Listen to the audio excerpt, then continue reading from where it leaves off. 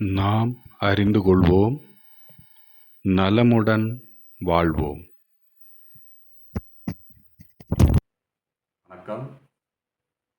நாம் அறிந்து கொள்வோம், நலமுடன் வாழ்வோம் நிகழ்ச்சியில் நாம் இப்போது அறிந்து கொள்ளப் போவது சவாசனம் என்கிற ஆசனம்.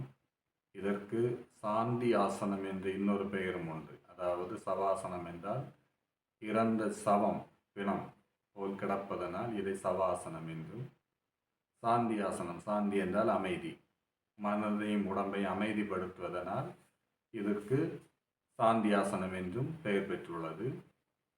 இவ்வாசனம் எல்லா ஆசனங்களும் செய்து முடிந்த பிறகு, ஒவ்வொரு ஆசனங்களும் செய்து முடிந்த பிறகல்ல, ஒரு குழுவாக ஒரு ஆசனத்தை செய்து முடித்த பிறகு கண்டிப்பாக இவ்வாசனத்தில் ஓய்வு பெற வேண்டியது முக்கியமான பங்காக இருக்கிறது.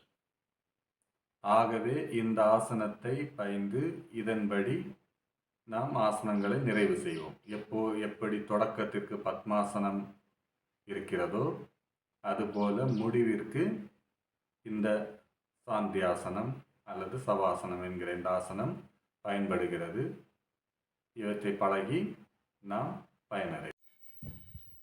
நன்று உடல் தளர்ந்த நிலையில் தளர்த்தி போட்டு நீட்டி படுத்து கொள்ளவும், கைகளை மலர்த்தி வைத்து கொள்ளவும், மூச்சு கவனித்தவாறு 1 முதல் 12 மூச்சு வரை மூச்சை கவனித்தவாறு படுத்து கொள்ளவும். இப்போது முடிவு நிலை. கை விரல்களை மடக்கி நிமிர்த்த, பிறகு கால் விரல்களை மடக்கி நிமிர்த்த, பிறகு கால் மூட்டுகளை மடக்கி நிமிர்த்த, பிறகு கைகளை மடக்கி நிமிர்த்த,